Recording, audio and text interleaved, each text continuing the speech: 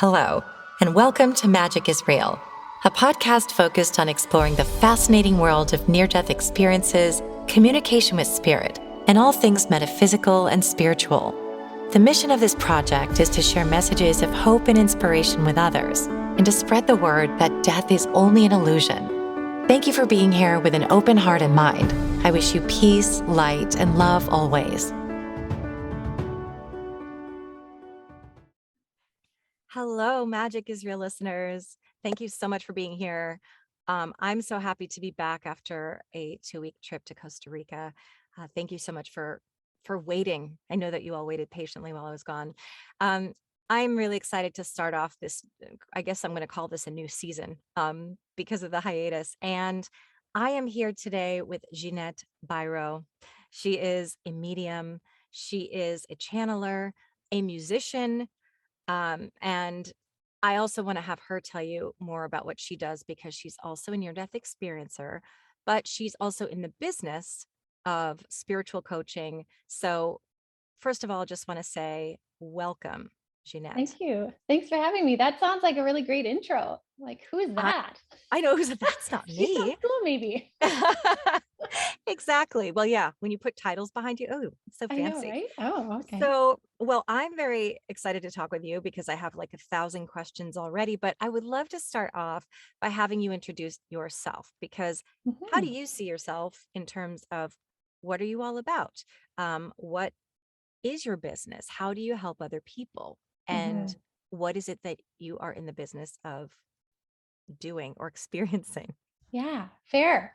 So, I mean, I like to consider myself a pretty normal person. And I know my husband would laugh right now if he was here. He'd be like, yeah, okay, sure. But I'm a mom. I've got 2 kids. I went to university, got my kinesiology degree, and thought I was just going to go down that really like traditional helping and healing through secondary stage rehab. Like I had it all planned out, right? At the same time, I was working on my singing career, but all my life in the background was always this piece to do with spirit. But the thing is I didn't grow up in a family of mediums or psychics or healers. The closest I got was my mom was a nurse, but again, this was traditional nurse, right, in a hospital. So we didn't have any of that kind of real out of the box thinking. So I didn't grow up understanding what was happening to me. I had to try and figure out what was happening to me from Hollywood movies that terrified me, right? Like I remember when The Sixth Sense came out, I was so drawn to watch it. I wanted to watch it so bad, but I was equally so terrified to watch it because the way they portrayed it is not always so accurate. Even though some ways it is, in some ways it's not. It's not as scary as it seems, right? To see spirits, but it can be as vivid. But anyway, so I fumbled my way a lot through my years growing up. And so I say all of that to say that finally, it was in my early 20s that I think my guides had had enough of my fumbling and the different times where things would happen and I would explain myself out of it, that it wasn't what it actually was, right? Oh, this was just a dream, or this was just this, or, I had these visions just because I had fevers. It was the fever, right? Like I would explain everything away. And then finally in my early 20s, my main guide, Andre, one day I was in the house by myself and he basically said, I was folding laundry and he said, Jeanette, look down the hall. And I was like it was an audible voice. And I was like, there's nobody in the house right now. Right. And so panic, like total panic. And he's like, Jeanette, look down the hall. Right. And I was like, oh my gosh. So I remember slowly like turning my head to look down the hall. And sure enough, he was standing at the end of my hallway, partially holographic, but full man in military fatigues, t-shirt, combat pants. And my cat was sitting there in front of him. She is still alive, embodied, but she was sitting there and she was looking at him. And I remember that was a pivotal moment for me of like, she sees him and I heard him and I see him. I'm not crazy. Right. Because I'd always battled like, am I making this up? Am I crazy? Am I not? And it would just go around and around. So that was a pivotal moment of change for me where I decided I was going to dive into this. I was going to learn everything I could. And I mean, like everything. And I dove into it. And and it was during this time that, I kind of transitioned out of singing and I finished my degree, and I was doing the usual things, that this idea of mediumship just kept getting stronger and stronger. And I tried to still push it away many times. And my guides were kind of like, okay, we'll give you a little break. But of course they were back. And so then by mid to late 20s is when I finally had enough learning. I felt a willingness to step into the idea of bringing through messages for people, right? Being a medium, or, I was mentored, I did all the things. And yeah. And so then fast forward to a decade and a half later. And what I do now is through mediumship readings, but more specifically now teaching people how to open their own gifts. I do a lot of that. And my goal, like when you said the business that I'm in, right? The whole reason I decided to come back, yes, there was a family component. I have young kids. And of course, I remember wanting to come back for them and my family. But was also this real deep knowing of, I have to come back and share what I know, share what I've seen. Yes, I've had, over a decade of communicating with spirits back and forth. I already believe in the afterlife. I already believe in spirits. I've seen proof of it. But there was something so different of being there. Like fully being there was vastly different than communicating or even peering into that world. Being there was totally different. And so that was one of the agreements I made with my guides, that I would come back and talk about it and share. And so that's why I teach courses on, again, for people to open up their own gifts. And I also do this really fun cosmic consciousness circle where we dive into some big expanded consciousness concepts once a month. So my role really in what I do besides readings is bring through concepts of consciousness and share them. And if they resonate with people, fabulous. And if they don't, that's okay. It's not an alignment of their journey, but it will be with somebody else. And so it's just me doing my part in helping to awaken humanity, as you're doing and as many other people are doing, right? Like we're all here at this time right now to help increase an openness of thought. Beautifully, beautifully said, all of it. So I couldn't have asked any questions. You just answered it all basically without me even having to ask questions is what I was trying to say. Yeah. So yeah, on that note, I will go back and I'm probably going to backtrack a little because I'll have questions Mhm. about the before times, but I would like to start with, now that you've kind of set us up for this, tell us about your near-death experience, wherever you Mhm. want to start, however it's easiest for you to share this story. Yeah. So it's there's so much more to the story. So I did end up writing a book about it. But the main part was I had been I have dealt with period issues my whole life. And Me what too, got girl. me, yeah, right? Sure. Yeah. Yeah. So what got me to the opportunity, I'll say, of the near-death experience was severe hemorrhaging. Whatever they threw at me would not taper the hemorrhaging that I would have every month. So by the time I got to the point of having surgery, which was a routine surgery, pretty simple surgery to just kind of stop that, right? And I was so weakened at that point. My body was so weakened. I was going into surgery, and my mom, who worked on a surgical unit for years, was like, I remember a couple days before, she's like, I look at you and there is no way I would perform surgery on you. She's like, I don't know if you should do this. And I was just like, I'm going to do this, just enough. Like, I was so tired of people being like, oh, you're sick, girl, this or that. And so I go in and I'm on the gurney and they wheel me in, and I'm having this amazing excitement brewing. And there's more details leading up to it, but that would take me so long to explain, but Yeah. it's in the book. But they wheel me in and I have this sheer excitement, and I've had surgery before, and I'm not usually high-fiving on my way into surgery, right? And so when they go to knock me out or to, give me the gas, um, I felt like I was standing at the top of a water slide, waiting for the person to tell me it was my turn. I remember that feeling, that excitement when you're staring at the lifeguard and you're like, now, now. that's how I felt. And I remember being like, that's interesting, you know? And so they knocked me out, and I found myself walking on this grass. And I was walking on this most beautiful greenest grass with my bare feet. And I realized I could see each blade of grass if I wanted from where I was standing. I could just look and I could see it like up close if I wanted. Like my vision could just zoom in on it. And then I remember looking at the sky, and it was like the most summer blue, like, you know, that perfect summer blue sky. And the grass was so green. And I kind of looked up over to the side, and then there was this big kind of summer barbecue picnic feel. And I could see the tablecloths, and I knew where I was. I knew I was on the other side. It wasn't like I knew I was in an astral travel. And that was something that was significant for me, is I've done astral travel and I've talked to spirits, but I knew where I was. There was no denying where my wholeness was. Like I felt every part of me was there.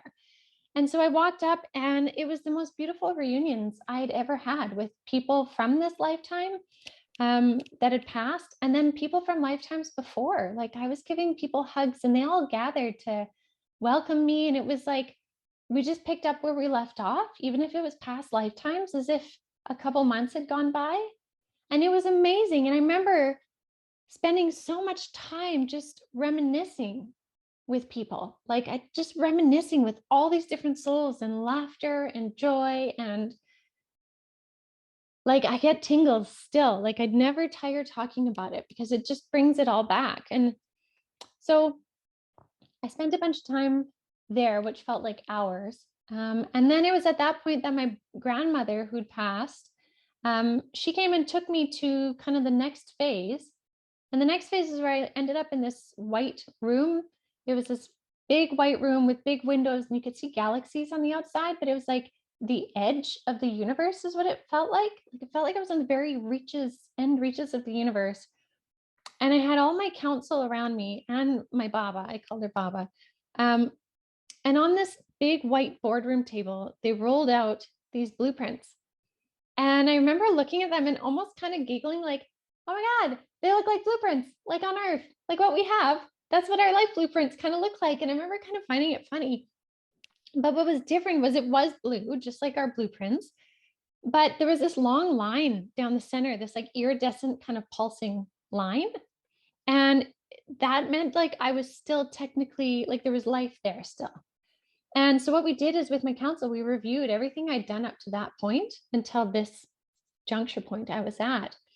And after we'd reviewed everything, that's when they asked me, do you want to stay or do you want to go back? And I was like, oh, well, yeah, I want to go back. And no part of me felt fear. I didn't feel like it was an ultimatum. I didn't feel like I couldn't go back. But I also realized how much I was allowed to stay. Like it was fully my choice in this moment. And I remember though, like I had no doubt that I wanted to come back. I remember there wasn't like I wasn't deliberating on anything or pondering. Like I knew instantly I wanted to come back. And that's when they'd said, okay, you can go back. We will make sure that several things fall into place in rapid succession when you go back. And so then what they said is they showed me my blueprint again, and what was left, which looked around this long, like a foot-ish, maybe that's a foot. I don't recall the length I had on the other side. Like there's someone blocking me in my memory of it, right? So I can't see how long I'd been there. So what this foot is in reference to. So I don't know how long that represents me having left here, right? But they're like, now you can go and change some specific things if you want. And that's when I realized how true it is that we co-create the blueprint of our lives, of specific journeys we wish to take that are significant. We help create those. And then it's our free will that determines how we kind of meander them, right? And so in that moment, I was like, I can really do this. And they're like, yes, you've completed so much up till now. What would you like to change? So I remember pulling the very first one. It looked like a fuse from a fuse box. And I remember pulling it out, and it was the one of chronic illness, right? Because I always was chronically sick with something, right?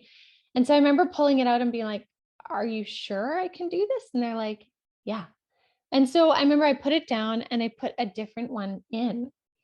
And then I did that with several others. And they said, you will only have conscious memory of the first one, but you'll know these other ones when they come into play. And yeah, so then I did that. And then they asked me one more time. They're like, are you sure you want to go back? And I was like, yeah, absolutely. I want to go back. And so then the deal was kind of that, I say a deal, but I made an agreement and they were very supportive of with me coming back, I would step up and share.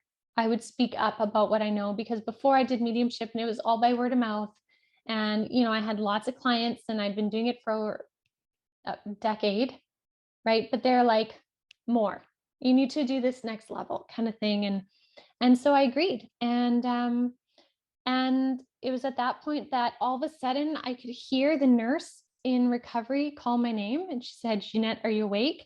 And this part happened within a span of seconds. But she said, Jeanette, are you awake? I felt myself go back into my body. I could still see my baba, even though I didn't have my eyes open. And then this was the key part, was I popped back into my body and my higher self came through, because normally when I wake up from surgery, I am groggy and quite comical, don't make sense, all of that. I clearly heard my higher self speak through me and say to the nurse, I need you to write something down. I could hear this. I'm like, I need you to write something down. It's really important. I need you to write down these 4 phrases. Then I need you to fold the paper up and put it in my hand. And my eyes are closed this whole time, right? Wow. And so she wrote these things that wouldn't really make sense to people, but I mean, I have it here. It's framed. Like, this is the paper that she wrote down. Wow. And so she wrote those things down, put it in my hand. And I remember I grabbed it and I held it here. And then she went on with her duties and pain meds and all that kind of stuff. And it was because had they given me pain meds before, I would have not received the whole experience and the vividness it was. And so what my higher self did was gave me those key words.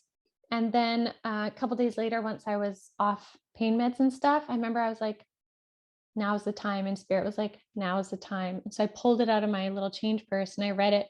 The minute I read those words, they were like key frequencies. The whole experience came flooding back in detail. And I just started writing. Like, I just started writing, and then my book came out. And it was like, that was the first major step to sharing higher consciousness stuff of my own experience. And it's so true, because I mean, elders of different communities and different shaman and different even ascended masters and all that, they always talk about the sharing of stories, right? It's not about telling people how to do things or telling people how to be, who to be, but it's like sharing of stories, and people will take what they need from the story for their journey. And so that became the premise for my platform of my company and my book and my podcast, is sharing of stories, sharing of consciousness for those that have the ears to hear it. I love that. And I'm glad you said that, because I forgot to mention that you have a podcast. Oh, That's yeah. fantastic. And also tell us the name of your book. Oh, my book is called Avalon to Aurora. Okay, Avalon to Aurora. Yeah. There will be a link below so Yeah. that people know where to get it. But I just want to make sure to say it out loud also. Yeah. Yeah, I'm sorry. Were No, you I going to was say just gonna something about say, that? Yeah. for people that are like Avalon to Aurora, like what the heck? That's also why my company is called Avalon Spirit, is because there was a key point, and it bears mentioning, is a couple days before my surgery, there was a moment where spirit came in, woke me up in the middle of the night, and they were like, you need to remember this. And I was like, okay. And I was really sick at this point, and they said, what was to be Avalon is now Aurora. I was like, what? And they're like, remember it. And they said it several times. I'm like, I got it. I got it. And basically what it meant was, what was to be the plan of me going to Avalon, crossing over heaven, afterlife, whatever your word was, and they chose the word Avalon, was now to be Aurora. And Aurora was symbolic of a plan change on Earth, a 3D game plan change. Like, we're going to change the plan here, right? And so that's why it's called Avalon to Aurora, because it was like a shift from crossing to potentially not. And they were giving me that heads up although I didn't fully understand it until after. So That's the stuff I find exciting, is all of these things being revealed. One of my yeah. best friends is a near-death experiencer, and she was saying a lot of things that happened during my NDE at the time didn't make sense. And she just said, all of a sudden, Mhm. it's all coming. I just got chills. It's all coming together, and I'm starting to see, oh, now I get it. And I'm so excited. Have you, well, I'm sure you'll have more, but have you already, this happened in 2019. Mhm. Have you already started to see some of the things falling together? Yeah. Oh, Yeah. definitely. Yeah. Part of it was the creation of Avalon Spirit. Before that, I had my own independent company called One Phoenix Feather. And then it just aligned to partner with somebody that we could take it to the next level. And so that came in so fast. And these opportunities to speak about it literally came in 2 weeks later. I think 2 weeks after my NDE was an opportunity to speak to people about my NDE. And like it just, so that was one of them. Then the podcast fell into place and started a couple months later. Um, and then just the progression, and then the progression with my guides, like the connection to spirit opened up even that much more after, which facilitated more channeling. Like there has been several things. Apparently there's a few more in the wings, they say. So I'm not sure what those ones are yet. That's so exciting. Maybe I'll put it in your second book. Yeah. Um, that's what I hope. So, what I want to talk about first is the fact that I tend to see a lot of people who've had near death experiences, either had a near death experience prior to this or several, or like you, as children, you were already sort of able to see beyond the veil, and you were already communicating with spirit, even if you weren't quite aware of what was happening. Mhm. And my theory, I want to hear yours, is you were put here to do this work. Your soul made this contract. Sometimes you need an extra nudge. When you had this surgery, did the doctor say you had flatlined? Did they tell you anything? Or was it more of an out of body? I mean, not, it doesn't matter, but I'm just Yeah. curious to know. Yeah. Yeah. Yeah. No, there was no clinical death. I didn't Yeah. flatline. What Spirit had told me was that I was weakened to such a degree that they showed me like a light switch. They're like, if you want to stay, we just flick this and you'll Yeah. have a heart attack and they won't Yeah. be able to revive you. Um, so it was, I mean, I guess we could say it was more out of body, yet it was completely on the other side. Yeah. Right. So yeah, Makes sense. it was all primed and ready. Yeah. It Yeah. feels to me like it was spirit going, okay, it's time for us to go grab her and say, like you said, okay, let's level up. What you're doing is great. This is nice. Thank you. But Mhm. now, time to do the real work. This Yeah. is going to be your bigger purpose, which I think is so interesting. When Mhm. you were a child, what sort of experiences did you have in terms of seeing, sensing, experiencing spirit? And I also want to talk about, I just want to say this so I don't forget it.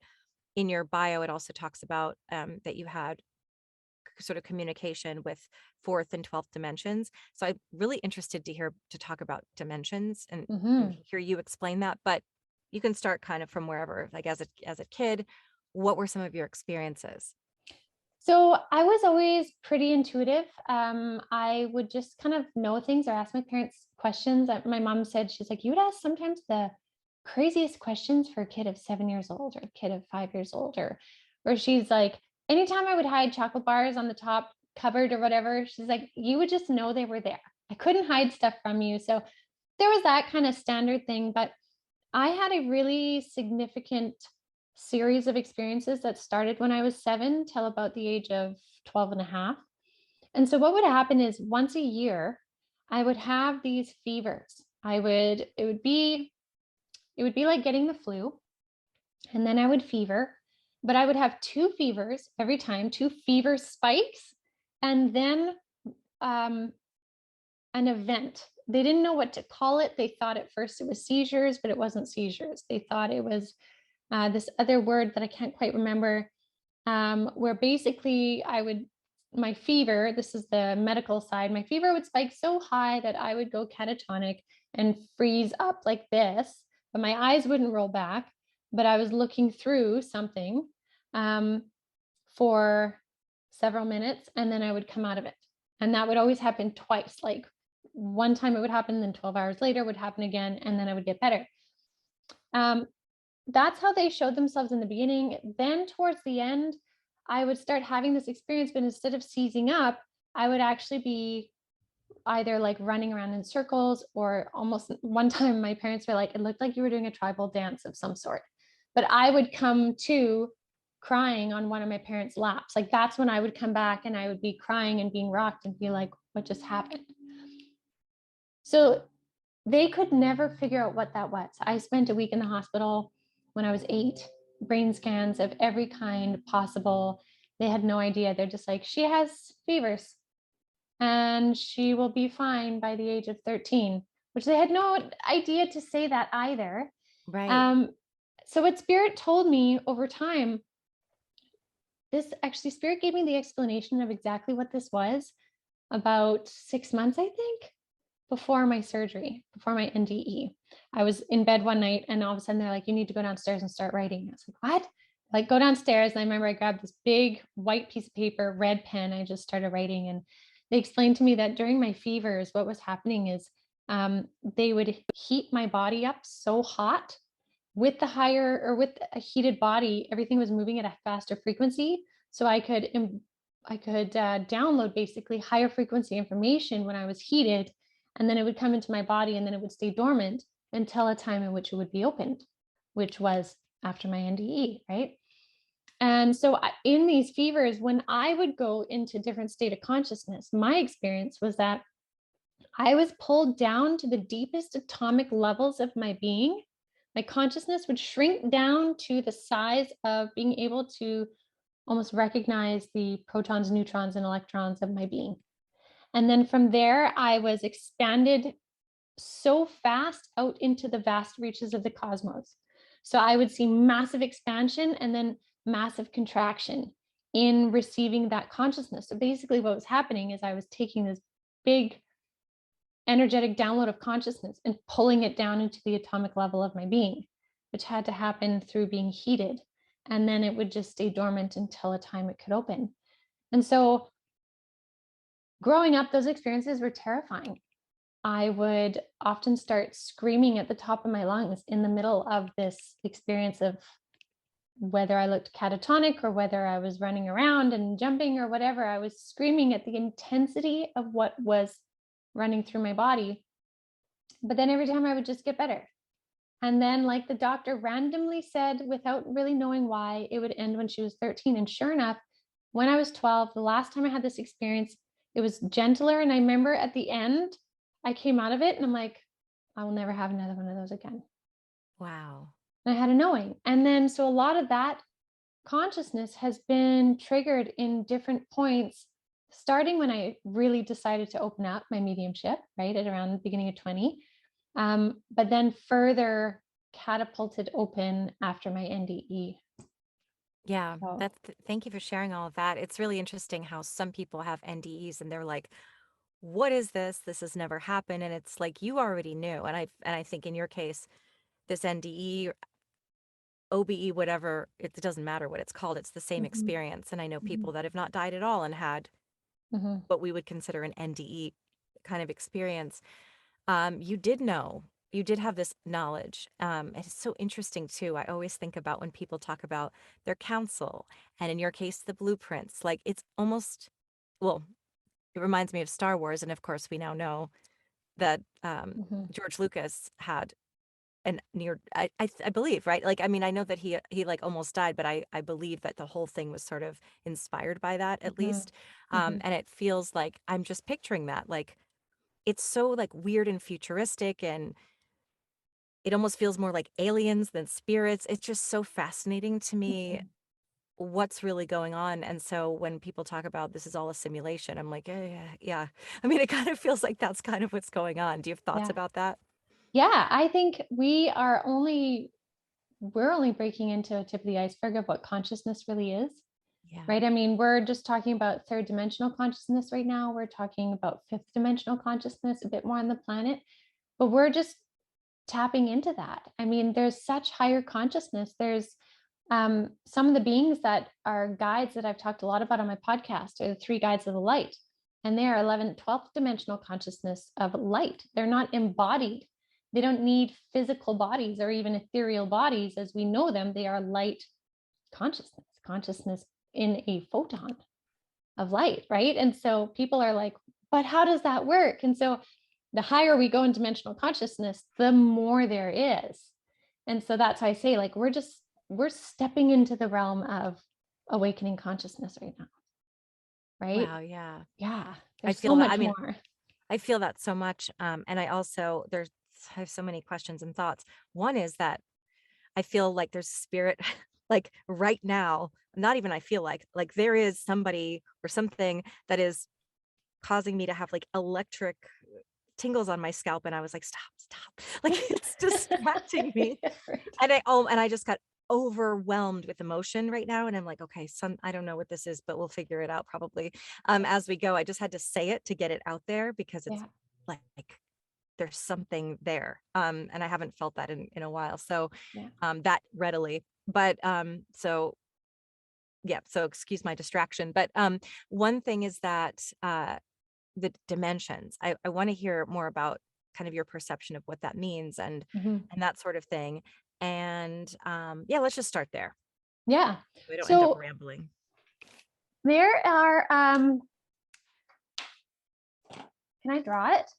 Yes, Okay, you can because I draw think it. this will make more sense if I draw it. Hold Yeah. on. I have my little whiteboard here.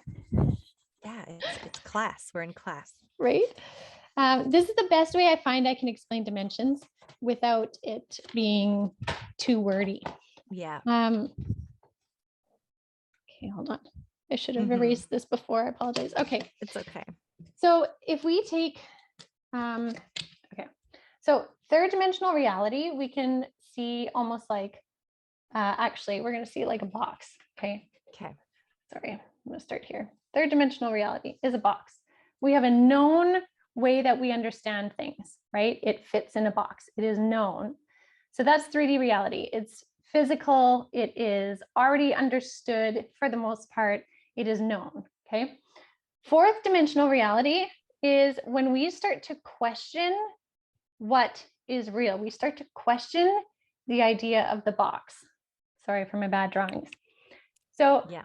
And the for any of size, those who are listening and not, well, first of all, you can see this on YouTube, but also this is more of a collapsed box. It looks like somebody squished it in the middle. yeah, kind of like an hourglass. Yeah. So fourth dimension is like the hourglass. The sides of the box start to break in on themselves and we start questioning the validity of boxed thinking. Okay, that's fourth dimensional reality. That's when we start having some experiences with spirit. We start having some metaphysical things, some intuitive insights come in here because they don't fit the box.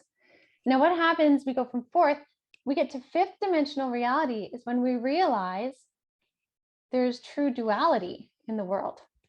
That's when we start to realize there is a feminine and a masculine. So now we have two triangles facing point to point. Two pizza slices touching at the point. Yeah. So the box is now broken into two pizza slices. Mm-hmm. So this is when we start to realize duality. This is when we start to realize we have a light and a dark.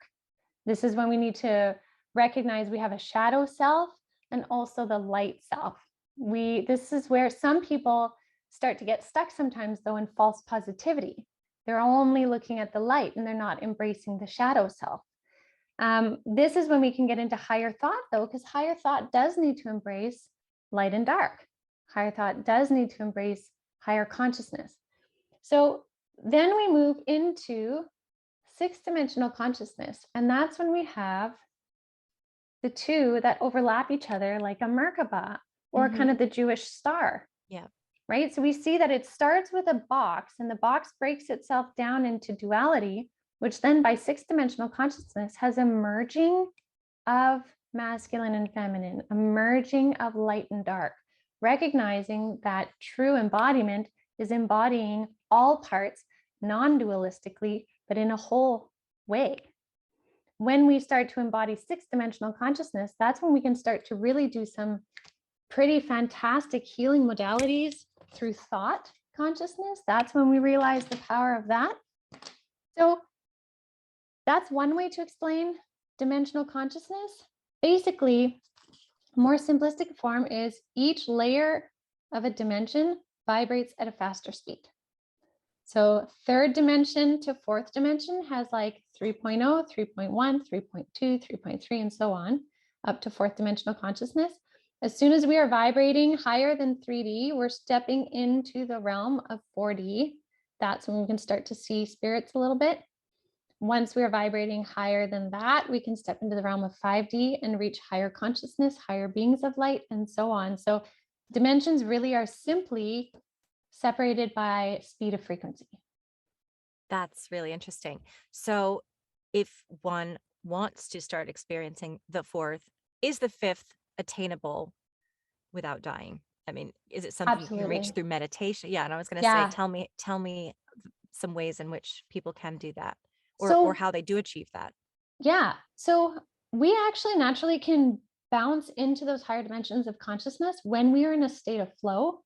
So, like when people are really moved by music and they're feeling music, they're not just listening, but they're starting to feel it through their bodies. They are naturally increasing their frequency. Other people do this through painting, other people do it when they're creative writing. Um, Anything that brings us into an energy of flow can bring us naturally into a higher vibration. That's where the body or the being, the soul actually feels better.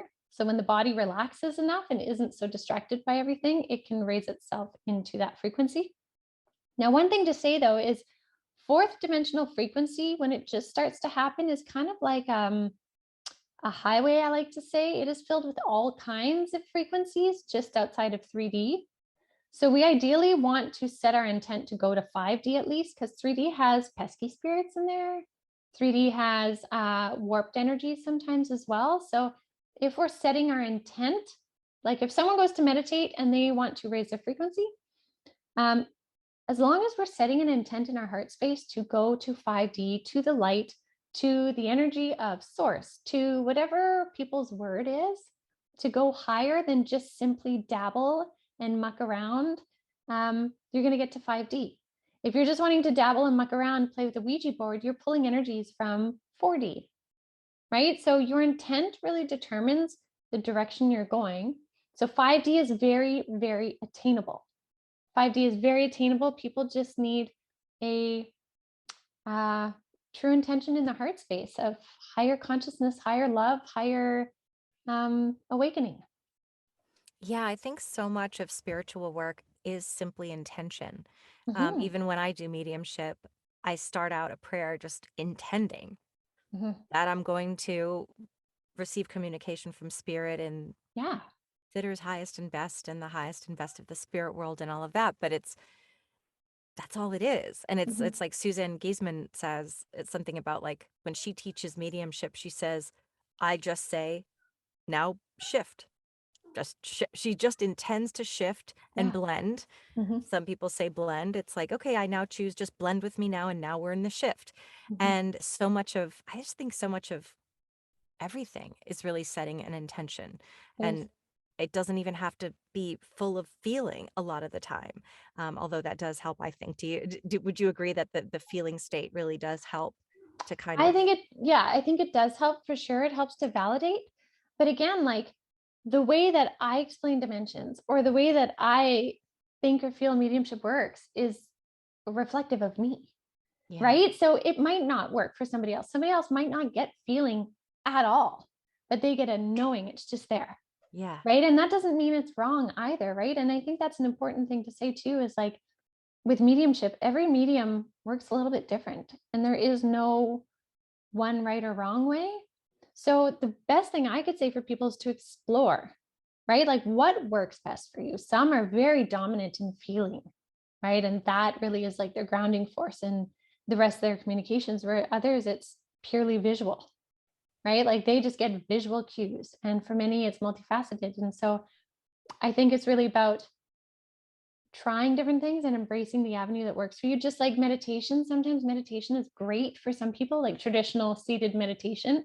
Others can't do that, but they might get the most beautiful insights and downloads if they're painting, right. right? It's so interesting to me because in LA I was a music booker, and so I Mm, knew a lot of musicians. And so moved to Virginia, and one of my best friends came out on tour, and she's with this amazing band. I'm going to shout them out here because why not? The Yeah. Midnight, which is they're called the Midnight. They're amazing.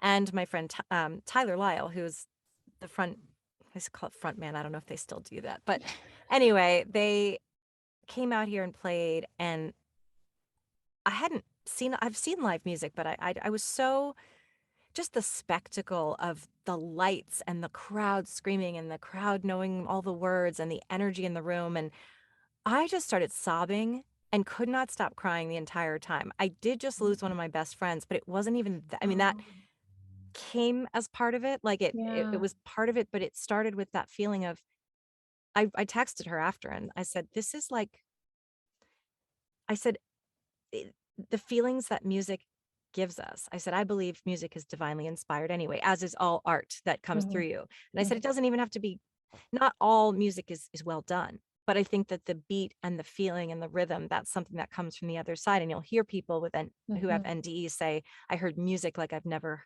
heard before. And mhm. I said, I really think it's divinely inspired. And at one point in the set, Tyler said, look, music unites, music Mm, connects, mhm. music lifts us up, music.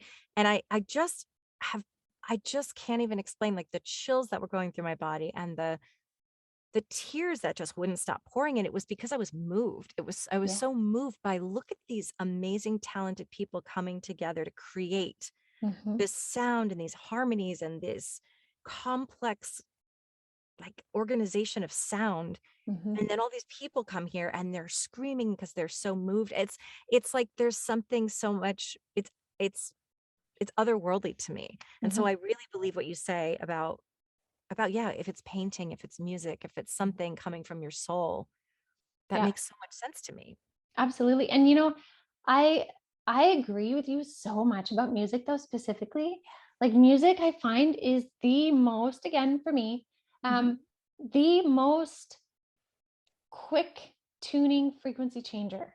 Right? Like think Mhm. about how if we listen to a really happy or peppy song, or we all have a song that helps us change our mood. Right? Yeah. We all have one, at least one. And think about that. That's frequency, that's rhythm, helping you shift your frequency to merge. So I find one of the easiest ways too for a lot of people in reaching higher frequencies is music. If you're Yeah. listening to music that picks you up and brings you into joy, joy is one of the highest frequencies, right? So the most simplistic way to raise your frequency is listen to music that brings you joy, like joy through your heart that moves you, right? Like that just like inspires and moves. Music is such an amazing earthly tool that we have. It's so true. I start every mediumship reading. I know I don't have to. I like the ritual because I'm more new to it than you are. And I always play the same YouTube video. It's Awaken Your Third Eye Immediately. And I think it's by Taos Winds. Mm, And it has a little bit of a little chime in the beginning. And the second the chime goes off, the spirit comes in. yeah. That's probably also just because that spirit knows that when I hear that song that I'm ready to work. Mhm, But for me, it said awaken your third eye in 5 minutes. That's what it's called. mhm, And if you want to look it up, it almost looks like an X-ray of a chest or something on the visual on the thumbnail. But it's this music that just something about it gets me to my bones and yeah, immediately starts to give me spiritual feelings. And so that's my little tool, which I can mhm, do it without, I'm sure, but I'd rather, it yeah, just helps me get there. It just yeah, kind of helps me get there quickly. And I think that's amazing. You mhm, also talked about these beings being pure light, and I assume, are included in that.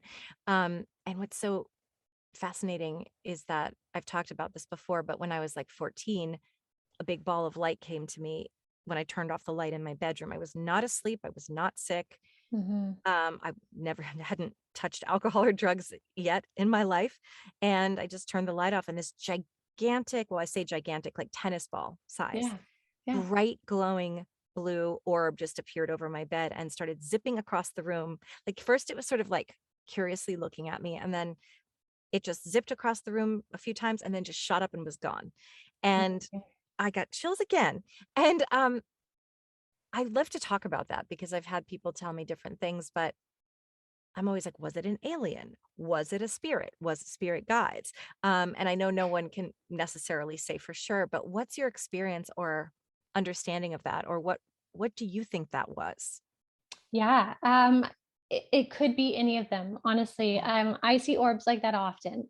Do you, So with your yeah, naked eye? yeah, I do regularly at nighttime, several times a week. They come hang out when I'm watching TV before bed, and there's often a blue one, a purple one, sometimes a red one, and then lots of different white ones. And they'll move around. They can be spirit. They can be like spirit of loved ones. To me, loved ones usually come through as a white. Again, these are just things that work Yeah. for Jeanette's brain. Usually white ones is a spirit of a loved one, somebody I know that's crossed. Blue is usually higher consciousness. So that could be like an ascended master, or it could be light beings. And light beings is my term for aliens. People sometimes freak out at the word alien. So I didn't coin, but I was like, light beings. But yeah, aliens don't have to necessarily embody. A lot of them can project aspects of their consciousness to us in the way that we would see spirit, but they're embodied somewhere else, that they can extend their consciousness to us in the form of an orb and of light, right? So they're not limited to, there's many that are interdimensional is what some other people call them, where they can change their form at will to how it's needed. And then, of course, there's times it can be light consciousness, even higher consciousness than what we're aware of. So, I mean, for you, it could have been any of those. Yeah. And I would imagine there's more that are around you regularly anyway. But that, like, to have such a vivid experience at that age is so very cool. So I very cool. know. And I always ask them to come back because I'm like, oh, if I'd known what it was, instead of getting like, I screamed and my mom came down the hall because I screamed Mhm. for my mom. And she's like, oh, your eyes are just playing tricks on you. But it wasn't. And Yeah. she believes in this stuff, but I think she just didn't, Yeah. maybe she didn't think that's what it really was at that time. But it does feel to me more like it was sort of like they were showing themselves to me. And this another a medium told me this once too, that they just kind of wanted to go sort of like your near death experience. I'm just going to place this here and we'll come back to it in whatever Mhm. 25 years. Just placing it here so that if you ever doubt, it's a Mhm. reminder that we are here, and you all you have to do is go back to that moment and say, well, then what was that if it's not real? Yeah. Because they knew I would struggle with self-doubt, which or just doubt in general, because it seems so fantastical. But Mhm. also why this podcast is called Magic is Real is because Yeah. guess what it is, and that's really really cool. Yeah. And so, what do you think is the reason that they want us to have people like you tell us about what's going on there, rather than just sort of letting us figure it out ourselves in this life? Because I believe, and I'd love to hear your thoughts, this is Earth School. We're here to learn. We're here to learn to do better. But obviously, a lot of people just aren't getting that message clearly. Mhm. So I'd love to hear what you know or what you think about why they do want us to know. Yeah. I think a lot of it has to do with how we are kind of slated at this time for humanity on Earth to ascend, Yeah. right? So, I mean, Gaia herself, like the planet consciousness of the Earth, has ascended. It holds a higher frequency. Now it's the humans on Earth as a collective that need to hold a higher collective frequency also. And so I think there's many people over the last couple of years that have been awakening, right? Like light bulbs going off in various forms, various levels, but more need to awaken. And in this higher state awakening is the knowledge of other beings, other realms, and the connectivity of all of it, right? But people need to be gently shown stuff. If things are revealed too fast, the mind can't handle it. And I've had experiences where, I had these three beings, or I called them my monks. They showed up as monks first with these hoods years ago. And when I first was introduced to them, I was like, oh, show me who you are. Like, where's your face? Kind of thing. And they're like, we're not going to show you who we are yet because you will not be able to handle it. And, I think I was being a bit cocky back then because I was like, no, I can handle it. And they're like, no, you need to get to know us first. So we spent around 3 months getting to know each other. They would tell me things, teach me things. They would happen, or I would be able to prove, like they were able to teach me enough things that I trusted them very much. And then finally came the day where they took their cloaks off, and I realized it didn't look entirely human. And even though they warned me of this, they spent 3 months teaching me things, bringing up my own consciousness. When it came to the point of seeing what they were, and because that didn't fit my boxed reality at the time, my brain was like, not possible. And I got mad. I was like, thank you. You just broke me as a medium. And now I'm not a medium anymore because now I just went crazy. Thanks so much. Like I was mad, right? I was Yeah. like, that was not fair because I couldn't embrace it into my realm of reality at that time. And, now they're a regular part of my crew and it's all fine. But the brain, the human mind in 3D has certain limitations imposed upon it by design and even societal design. So for aliens or all these beings, or for the veils to completely drop and people seeing spirits everywhere, like we do, that is such an overload for the brain, for the Yeah. human consciousness, that they have to like trickle it in more and more and more, or give us those reference points like you had. So the brain has time to rewrite what it believes is possible and slowly start bending that box, right? Like bending it or changing the shape of it. And so I think we're going to see a lot more of that. We're already seeing more disclosure things about UFOs and aliens. Um, but even in the world of spirit, mediumship, and I'm sure you're recognizing this too, mediumship is not as taboo anymore. It's not Yeah. so weird to talk about seeing I spirits. talk about it Kinda, all the time. And yeah. like people are like, oh, that's cool. And I have very few people go, that's interesting. And Mhm. I'm also careful who I say it to, but Yeah, I find more people than not are like, oh, cool. Tell me about that. exactly. And Then you're so, nuts. yeah, exactly. And so we're seeing a faster and faster shift of people being more open to it. Yeah. So that means we will also have more people having more experiences now, right? Because they're going to start kind of opening the tap a little bit more of what is out there, what is possible. Again, all of this to support us awakening as a collective of humanity. Yeah. And that's what I wonder, sort of, is there like one big end goal? Well, all of us somehow magically will become enlightened and ascended and we all get it, which seems impossible at this point. But and then one day that the earth will just explode and then we'll all go to the other side and just be like light beings for the rest of time. Yeah. Or, it I mean, it seems like that would take billions of years at this Yeah. point. But what do you think is possible, or what do you think the end sort of goal is, or what do you know the end goal Yeah. is?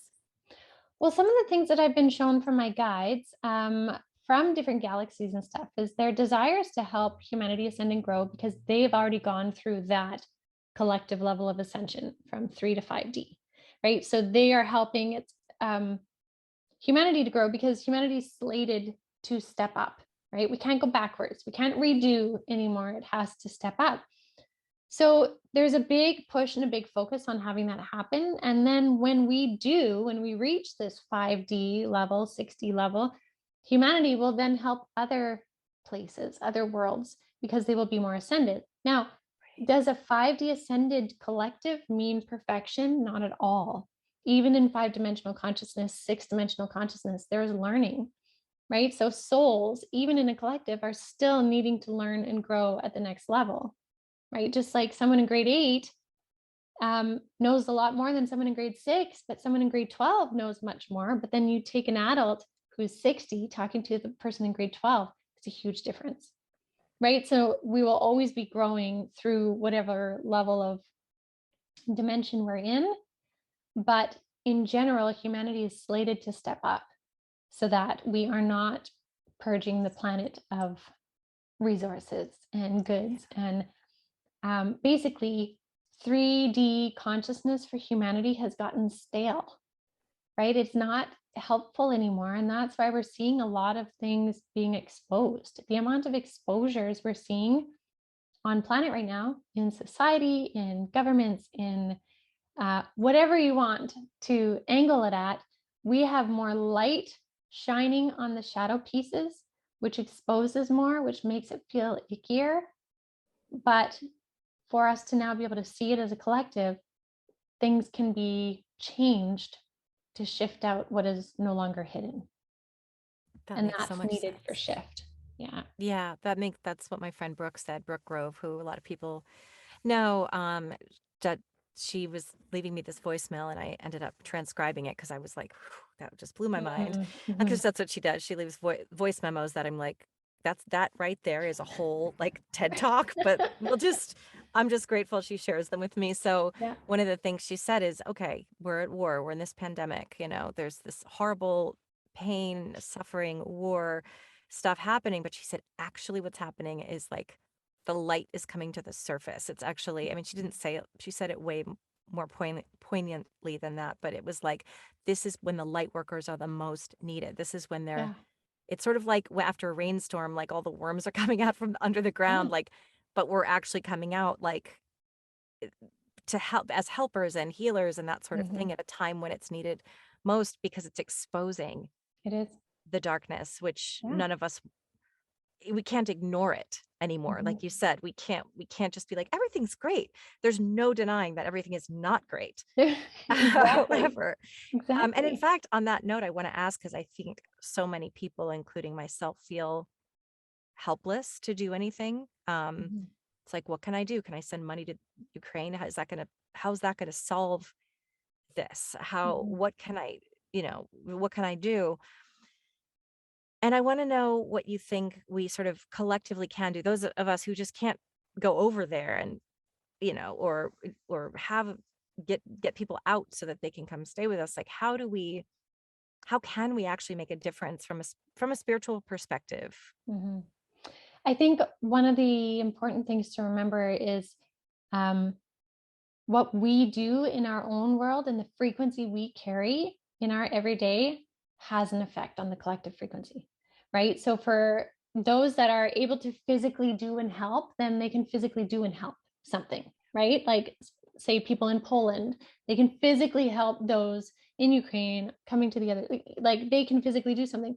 Those of us that are here, and if we use Ukraine as an example, falling into energies of despair and fear lowers our frequency. So that doesn't mean we become ignorant to what we're seeing or turn a blind eye, but we can see what we're seeing or, whatever that is, but then hold a higher frequency of conscious choice, right? The more intentional we are, the more conscious we are in the things we choose to do, how we choose to interact, how we choose to be on this planet creates a ripple.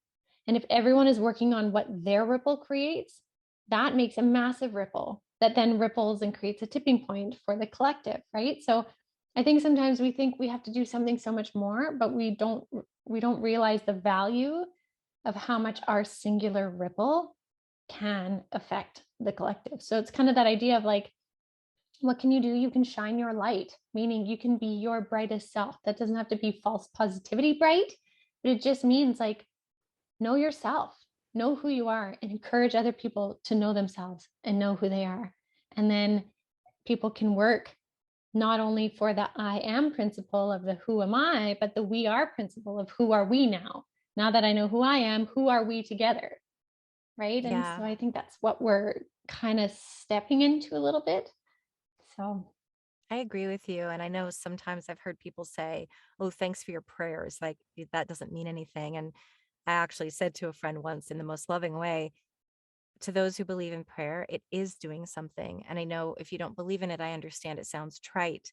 mhm, But like you said, I am very careful about I'm very careful about not wanting it to sound like toxic positivity or denial, like, oh, I'm just trying to absolve myself of any responsibility. So I'm just going to mhm, sit over here with my crystals and pray. But I personally, truly, I don't watch the news anymore at all. After the last, 5 years, I just was like, this is just toxic to me. And mhm, I'm of no use to anybody if I'm in a negative headspace, if I'm feeling anger and I'm feeling fear. I'm in a much better place when I can release as much anxiety as possible and focus on raising my own vibration and doing good work yeah, within my own within my own, not only inner world, but also around me. And I think that because to me, I think it does matter. I think it really does collectively lift us up. Yeah, it doesn't immediately solve what's happening now, but I think if I can't really do something to stop what's happening personally, I'd mhm, rather stay here and yes, I will pray mhm, because I think prayer actually works. yeah, And not in the sort of trite sense, but I really believe in putting that energy out. yeah, It's important. absolutely. So I love hearing you say that as well. Mhm. And what other, when you do your spiritual work with clients, for example, I know you do mediumship work, but what kind of ways do you help other people to sort of, what's the goal, I guess, in coaching other people spiritually, for example? Mhm. That's something that I would, you would say you do. Is that correct? Yeah, it's Yeah. yeah, yeah, Yeah. Like, what is the sort, yeah, what's sort of the aim of, what is it that you help people achieve? yeah. So the most my okay, first of all, my aim is not to convert or convince anyone by any means. I am fully supportive of people either on a spiritual journey of expansion Mhm. or a conscious journey of expansion, Me too. right? Yeah. Same. To me, it's same, but whatever. Um, the simplest way I can explain what I really brought back from the other side was conscious choice. Conscious choice is our greatest gift on this planet. We have this like deeply embedded law, if I could say it that way, of free will as human beings. Our free will gives us the ability to have conscious choice. And when we are conscious of why am I making this choice? What is triggering me or what is supporting me in making this choice? Okay, I'm going to make this choice. Now I'm going to move forward. Now what's the next thing, right? Like when we simplify it to conscious choice, we then start living in greater alignment with our own energy, our own soul's path, our own blueprint, our desired direction. Conscious choice is our greatest gift. So, what I like to help people do is realize that yes, there's certain things that you planned in your blueprint for life lessons, but don't get hung up on the life lesson part. What are you consciously doing as a result of it? And then you can start moving on to the next one, or changing it. I mean, I got to go to the other side and change mine, so that doesn't mean nobody else can. You don't have to have an NDE to change your outcome. If you're done with a lesson, it is no longer needed. Right. Right? So conscious choice is our greatest gift. And when we realize that, we realize the manifestors we are on this planet with using our energy, we can create the reality we want. And that's not a utopia reality. It doesn't change everyone else's reality, but the perspective that we live by through our own conscious choices creates a different reality. And that was going to be my next question. So, are you psychic or something? Yeah. Um, because you talked about this might be a little bit of a different thing, but when you had your NDE, the council asked you or said, what things do you want to change? Where you took out the chronic illness. And I'm like, oh, I'm so jealous. I'm Yeah. endometriosis and migraine Oh, sufferer. And like, yeah. I was like, oh, if I could just take that thing out and also take out, uh, the spotless mind style, like take out some stuff I did like Yeah. 18 Right. years ago. Let's just erase all of 2008, Yeah. 2009, please, and just totally do it over again. Yeah. But then I wouldn't be where I am today. So Exactly. when they said you can take this out, and there will be other things, then you'll know, that really brought my mind to manifesting, because everyone knows that's, who's been listening, that that's a huge thing in my life, and it's changed my life. Mhm. It's why I kind of don't worry about anything anymore. I just Mhm. don't let anything ruffle my feathers, because I'm like, it's all good. I'll Yeah. figure it out. But I'd love to know sort of, I know that was a little different because they were mainly saying you can sort of change your path by going back to the other realm, or Mhm. but how can what are your thoughts on that principle in general when it comes to manifestation and how we are co-creators?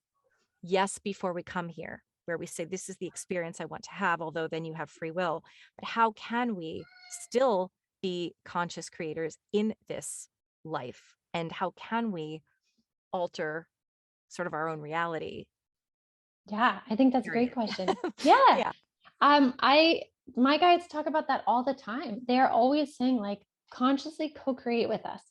And it's something I talk about on my podcast a lot is like when we make a choice, when we consciously choose to take a step, the universe will step with us. Yeah. So if we're choosing to step in the not so great direction, the universe is going to step and meet you there and give you that same lesson. If we're veering left and going through the lesson again, the universe will be there and it'll help supply the lesson. If we are going to take the turn to the right and be like, you know what? I don't need that lesson. I recognize my pattern. I'm going to do something different. The universe will match us and co-create to the right. So I completely agree that we are constant co-creators in the choices we make all the time. And so we can manifest our reality. We can co-create our reality with the universe because it is always listening. It's always responding to the frequencies that we put out. So yeah, 100%. That was one of the best explanations of it I've heard, Mm. because I think it's the idea of meeting the universe where the letting the universe meet you where you are by sort of lifting yourself up and choosing the higher path in terms of Mhm. fulfilling your soul's purpose, making healthy choices, being kind, and all of the things that the universe supports, because the universe supports us doing what's in our highest and best good and what's in the highest and best good of those around us. Mhm. So, and obviously, manifestation interests me in the sense that there's this idea that we can also sort of change the behavior of others around us because we are the God of our reality, which is one of the principles that people talk about.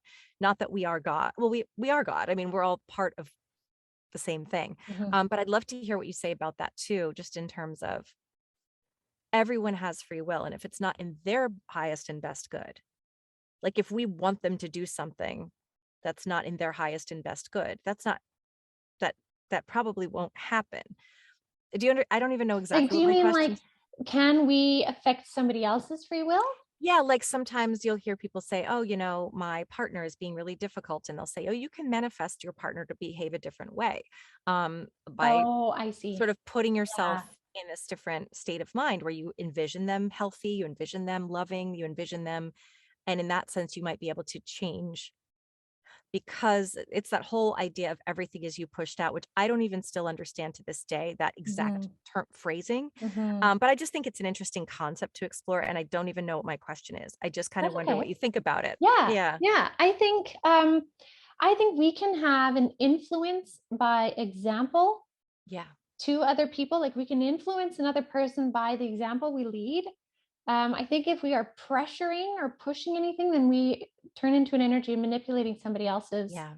things. If someone comes to us with questions, then we can provide an option. But I think, to me anyway, at this point, who knows, maybe a couple of years from now it'll change. But I think at this point, um, we can't necessarily intervene on somebody else's free will. I mean, we can overstep, but then we're stepping into their journey, which their journey really has nothing to do with our journey. And if they're meant to hit a big roadblock, they're going to hit the roadblock. The choice comes for you if you can see that. Do you want to be there with them in the hitting of that, or do you want to wait on the side or veer to the right? That's very well said. And I Yeah. think my question pertains to people in your life that might be addicts or whatever, where it's like Mhm. you envision them healthy, you want them to be healthy. You can't force them to do that, but can your energy perhaps somehow, if you just keep picturing it for them, It can um, help. yeah, It can it, help for yeah, sure. Yeah, yeah, yeah. Energy speaks so loud, it can definitely help. But I think we have to know when we can't overstep or we can't yeah, force a change that is not ours to make. right. Right. Yes. Yeah, Yeah. because that's their path that they need to go through and that was Mhm. their soul contract. So, Yeah. yeah, that makes so much sense to me. And what is it that after having all this contact with the other side, as I don't even know if that's what we should call it, but okay, one question is how do we know like how many dimensions there are, or how do you know? Mhm. How were you informed of this information? And what does it mean? Is it like when we go to the other side, when we cross over, are there levels that we go to? Is it one by one, like a ladder, or are there some people that shoot up to level 6? Mhm. How does that work? So dimensions, as I've come to understand them, we can explain it in a linear fashion. Kind of like I was saying, like you have 3.0, 3.1, right? And I Yeah, could explain it linearly, but dimensions aren't linear, yeah, right? So like fifth dimension, when I was shown fifth dimension one time, it was like there was like a box, but then there was diagonals, but then there was like curvilinear energies. Like it wasn't linear. So I still struggle to explain that. yeah, So dimensions are around us all the time, separated by frequencies. So it depends on which frequency we're in that we can perceive a particular dimension. So yeah, that's why even like the other side isn't necessarily another time or place. It's right. here, but in a different frequency, Yeah, right? So It's a hard one to, like, I still don't know how to explain it in a way that makes sense to the brain, without taking it off course, because it's Yeah. not linear. Um, but in terms of how I've seen dimensions, I am aware personally of 12 dimensions because I've either communicated with beings from those higher dimensions that drop down to kind of where I could meet them, or I've seen up to that dimensional level. People talk about more dimensions than that. I just personally haven't seen past 12th dimension. So I can't say. I've read people that say there's only 13. Some Right. say there's only 9. Some say there's like 130 something. I don't know. I don't know what the answer is, to be honest. So Yeah. I don't think any of us will know till we really get there, yeah, and maybe not even then. But yeah. that's what I find interesting too about mediumship. And I've even said, I'm still stunned. Look, maybe like 20% of the time, mediumship doesn't work for me when I intend it to. And Mm-hmm. I'm just saying that loosely. Like sometimes I'm like, I don't know why I just can't do it today. I don't know what the thing is. Is it my energy? Is it you just don't need a message today? Is it because you're also a healer, or you're also Mm-hmm. privy to this information? They're like, we don't need to go through her because we already talked to her directly. But I would say like, yeah, about 80% of the time people talk about it like we're tuning into a radio station, which I agree, that makes sense to me, Mm-hmm. that we're putting our mind into whatever theta, delta, whatever state it is Yeah. that allows Yeah. us to tune into that frequency. And sometimes I'm just right there and I'm like, oh my gosh, the information is just bam, bam, bam coming to me. And it's really difficult for me sometimes to just always get there consistently. Like, how do I guarantee that every time I can reach that level? And I think the answer is you just can't sometimes. Mm-hmm. And I mean, some people can because they're just naturally attuned. But for me, it's like there are just times where I can do a reading and I'm all of a sudden I feel the spirit and I'm like, oh, here they are. They're ready to Mm-hmm. work. And I'm just talking, talking, talking, and I'm getting names and Yeah. circumstances. And then other times I'm like, I feel like I'm not quite there. And I think that's tapping into different dimensions. I've even said, I can't even promise you to people, I'm talking to dead people. All I know is I'm getting information from somewhere. Yeah. So is there like a parallel universe where I'm picking up on an alternate reality? I don't know. Mm-hmm. I believe it's speaking to spirit, but because there's too much evidence for me not to believe that. But Yeah. at the same time, I'm like, I don't know what I'm tapping into. I just know that I know things that I couldn't know. Mm-hmm. And that's what's so interesting. So if you have anything to elaborate about that, I'd love to hear. Yeah. I mean, I think that's a very valid experience. I've had those times too, where like I go in and there's nothing. Yeah. But there's so many reasons for why those things can happen. So from my experience, there's times where, like you said, the person is not meant to have a message that day. Like I usually see a black curtain. If they pull a black curtain, it's like, sorry, no entry, At right? least you Like, get the black curtain so you yeah, know. yeah. Yeah. Um, Other times though is sometimes like if a spirit's really high vibratory, say they cross over and say they land in 7th dimension, just for the Yeah. sake. And then I pop my energy up into 5th dimension. They're trying to lower their energy for me to match their energy. And if I can't, for that day, if I can't get higher than 5D for whatever reason, and they can't get lower than 7D, well, then we're a whole dimension away. So they may be able to pop down quick, or I might be able to pop up quick, which is kind of like the equivalent, I say, to like holding a chin up. You can only do it for so long. Yeah. Hmm. That's when we get like snippets of stuff Yes. because it can't create a link, like a clear link. And so it's like popping in and out. Sometimes that happens. Sometimes even a spirit who has never really communicated before, they crossed over, they're trying to communicate back, but they never have. So they don't know even how to communicate without the way they did in 3D. And they're still connected to how they embodied in 3D. Not that their body they're connected to, but they're like, I used to have a mouth and arms and hands. Now I'm energy. And they don't realize they can communicate in different ways. So sometimes that's the reason, right? Like there's many different reasons because, like you said, we're tapping into something so vast Yeah. that I think it's just a matter of time and practice that you start to figure out things. Like for me, the curtain, after a while, I was like, oh, black curtain means no information today, no entry. Right. Right. And So that's so validating too as a yeah, medium to hear, because I yeah. think it's sort of it's sort of like inside baseball talk, but how we have those days where we're like, Mhm. am I losing it? And then you start to go, should I be doing this? Maybe Yeah. I'm not good at this. Maybe the Yeah. last time it was all just a fluke. Maybe I got Totally. lucky. And then I keep doing more and more and more readings to like prove to myself that it's real. And I'm like, well, what point do you stop? Like at Yeah. what point do you officially say just because 20% of them didn't Mhm. land, 80% is enough evidence for you? Exactly. Because I keep trying to prove to myself, all right, let's just test one more time. Like, Mhm. oh no, it happened again. And I think it also has to do with how, as you said, the other day I did a reading for this woman and immediately I said, where we were supposed to do a practice exchange, and I just said, you know what? Normally I do a whole routine beforehand. They didn't even let me start meditating. They just started to Mhm. immediately give me full body tingles and names. And I said, I'm not even going to ask who wants to go first because I'm just telling you, your whole family is here. And she was like, this happens every time, Oh, which is that's so so funny. validating. And then I'm Yeah. just like, I had names and I just have never had such a strong connection. But Mhm. it was us meeting in the middle where she said, my loved ones are just, I was like, I can tell they are Mhm. so good at this. And Mhm. those are the times where you're like, thank you. But I think that is so interesting how it is about tuning into a certain frequency and lining up with it. And some days, I have a migraine or I just have other stuff on my mind or their energy's kind of weird or it could be anything. And it feels good to hear that too, that happens to the best of us. Oh, absolutely. We're still human, figuring out how to best do what we do, right? And we're Yeah. not going to get it perfect every time. And I think if we always expect that, not that I mean, we never walk into a reading being like, whatever, right? Right. Like we want to Oh be able yeah. to provide, obviously, but um, there's just days that it just doesn't work, and that's okay. Yeah. That's And I okay. always have to say, it's not about you. It's not Yeah, about you. What? Stop it. yeah. So that's really interesting. And what is it that you want? This is a broad question.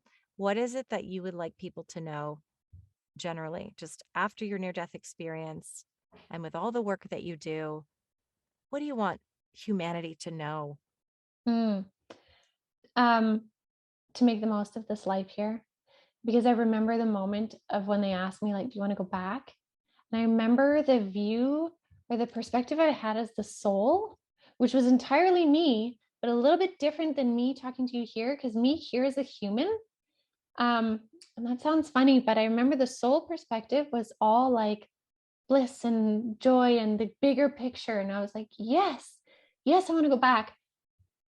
But from that perspective, what it taught me was how much the soul, each and every one of our souls, values the fact that we're here as a human right now. It's the human that gets in the way and is like, what the hell am I doing here? Pardon my Yeah. language, but like, what the heck? Why am I here? I don't understand this place.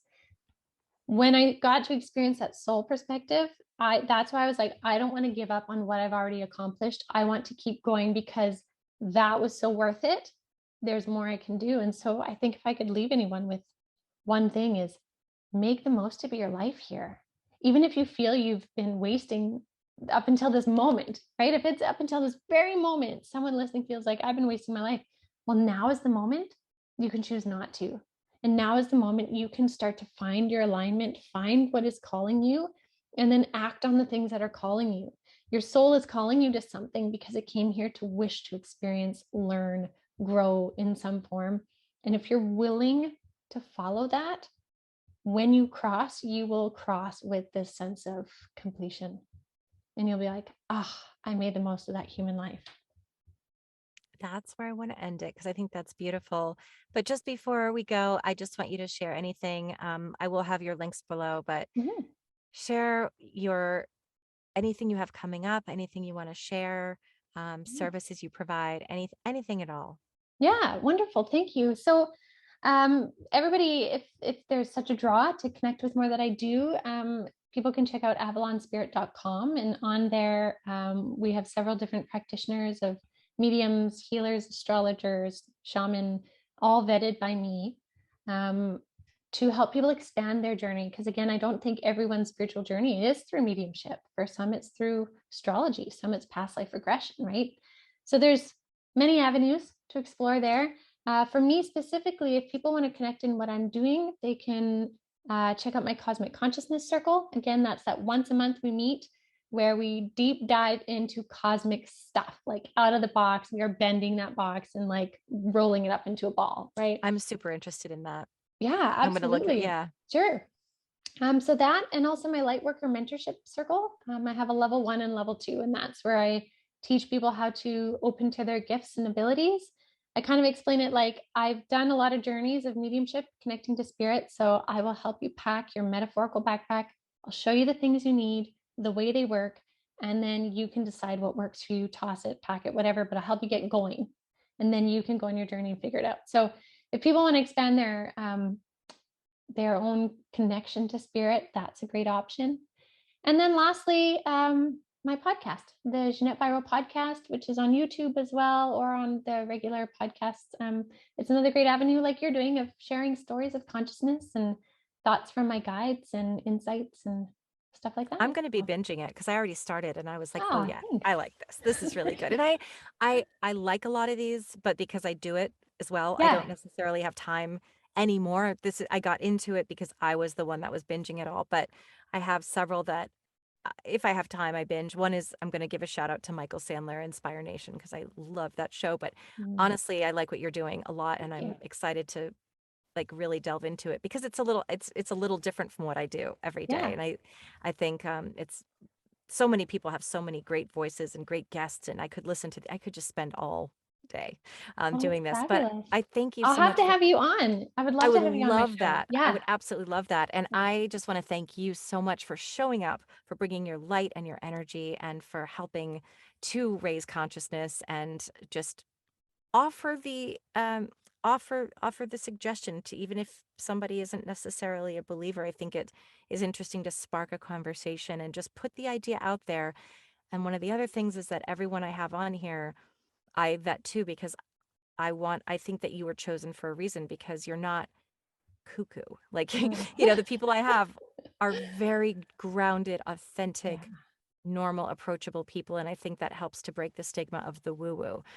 If we speak to people in a way that they can understand and we're not Mhm. speaking from some like weird ethereal place that they're like, what are you talking about?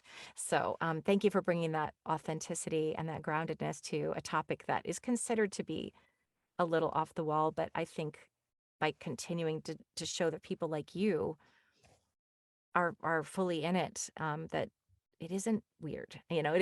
It doesn't have to be something you can't relate to. It can be very accessible. So thank you so much for being here, and look forward to hearing more from you. Awesome. Thank you so much. I appreciate it. My pleasure.